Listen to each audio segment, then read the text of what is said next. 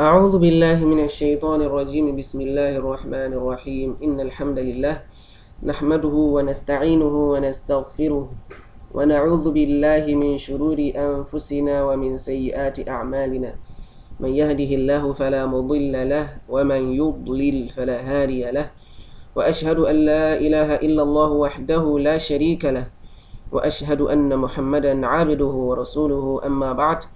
Assalamu alaikum wa rahmatullahi wa barakatuh. Today we are going to be looking at another very important topic, al-qalqalah, the qalqalah mechanism. I must say that it is like an exception to the general rule of sukun. That is, when we have been taught previously that whenever we come across letters having sukun, we have to pronounce them silently, or whenever we even want to give a letter a temporary sukun, maybe due to the fact that we want to pause on them, we have to give them a sukun, you have to pronounce them silently. So al-qalqala, it happens on some letters that whether we want to give them sukun or they have their original sukun, we have to give them a certain sound and not to be pronounced silently. So I think you would agree with me that it is an exception to the general rule of sukun, in that these set of letters, they have to be given a kind of a sound that is different from other vowel sound and the sukun sound. Sukun does not even have a sound. Then I should put it this way. They are not to be pronounced silently.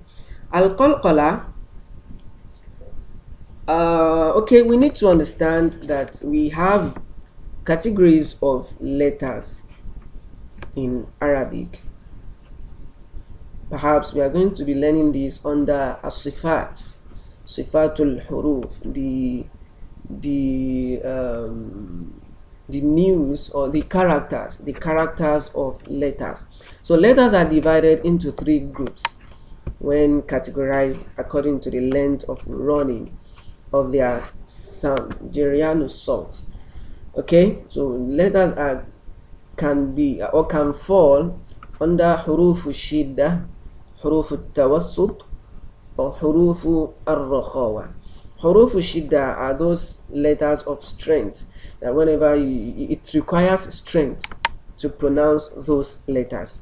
And huruf tawassut, it is between strength and soft.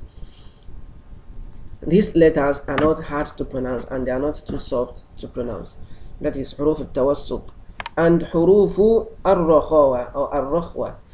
Huruf ar-rakhawa, these letters are soft letters. So under huruf shidda, we have 8 letters that are grouped into the phrase ajid qattin bakat shadiduha lafdun ajid qattin bakat, as Imam Ibn Jazri has written in his poem. So you are going to observe that these letters requires strength, in the sense that when you want to pronounce these letters with sukun, you want to pronounce these letters with sukun, you are going to be blocking the throat entirely. You're going to be blocking the throat entirely, and it becomes hard or requires more strength to pronounce. I'm going to give you an example. Okay, let's spell alif fatha a, then alif sukun is going to give us a. Okay, we are blocking the throat to pronounce the second letter with sukun. I hope you are following me. The first letter is voweled, alif fatha a, and the second letter is non-voweled. It is with sukun, alif sukun a. And if it is with jim, it becomes aj. So we have to block the throat, and that is why they are categorized under the strength letters. حروف التوسط لن عمر, we have 5 grouped letters.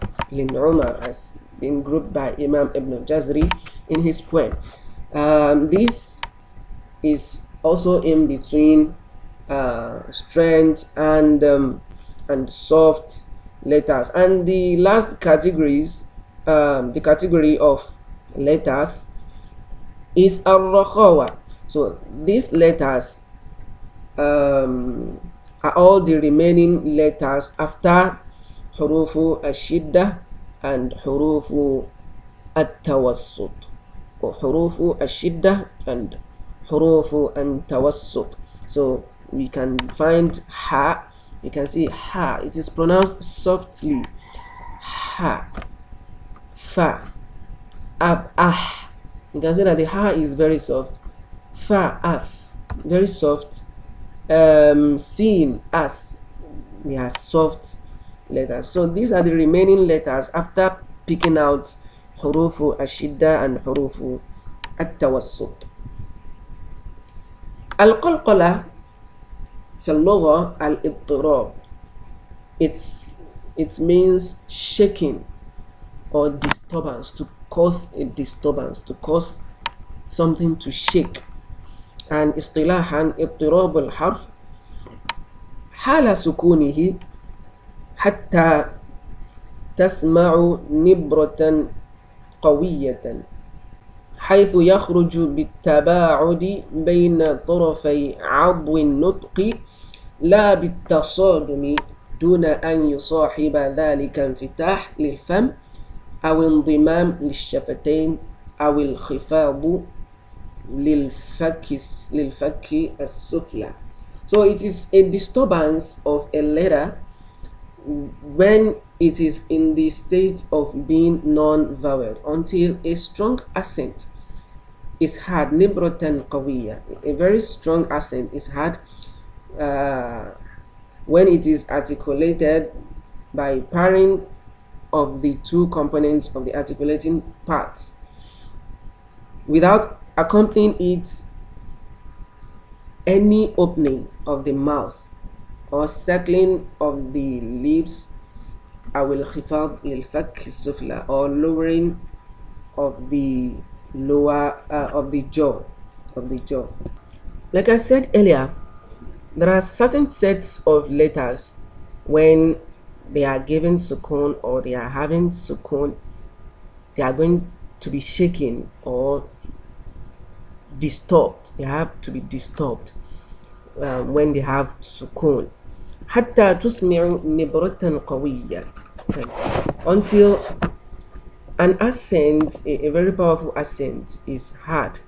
حيث يخرج بالتباعد بين طرفي عضو النطق, until when this accent comes out by separating the two components of articulation point. Without, we have to separate them. They have to go separately and not collide together. And this accent is not going to be accompanied by opening the mouth widely. When someone is pronouncing qalqala, letters with qalqala, and they are opening the mouth widely, then it becomes something else. It can become takalluf, extravagance, unnecessary pronunciation. Awin dimam li shafatain, or they even they have to make the mouth to form a round shape or circling of the lips. Awil khifad lil fak, or even lowering the jaw. So there are 5 letters, and these 5 letters are grouped into qutubu jadd, qalqalatun qutubu jadd, qalqalatun qutubu jadd. So we have 5 letters, and these are al-qaf, al-ta, al-ba, al-jim, and al-dal. So when any of these 5 letters is having sukun, original sukun, or it is being given a temporary sukun, then this we have to shake its sound, in the sense that it does not resemble a fatha, a kasra, nor a dhamma. Okay, that is qalqala. Qalqala does not resemble a fatha, a kasra, nor a dhamma. Actually, there are ranks. There are ranks to. We have maratibul qalqala, and time will not permit us to go through that. And we inshallah, if Allah wills, or when you proceed, you further the learning, you are going to get across that. So qalqala is beyond what we are going to learn in this class. When someone wants to go into the expertise field of Tajweed, that is when you go deep into it. So we are just going to be exposing you into how to identifying the letters, to know how to pronounce the letters. So some said the pronunciation of qalqala have to rest on the vowel that precedes it. Okay, that is, let me give an example, like qul huwa Allahu ahadi. Ahadi, I said ahadi.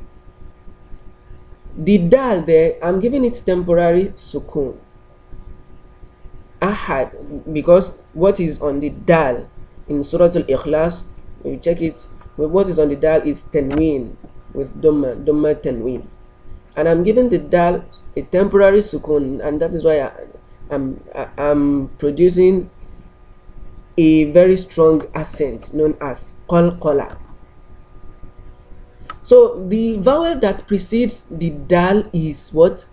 Is fatha, aha, and that is why some said the pronunciation of qalqala rests or lies on the vowel that precedes it.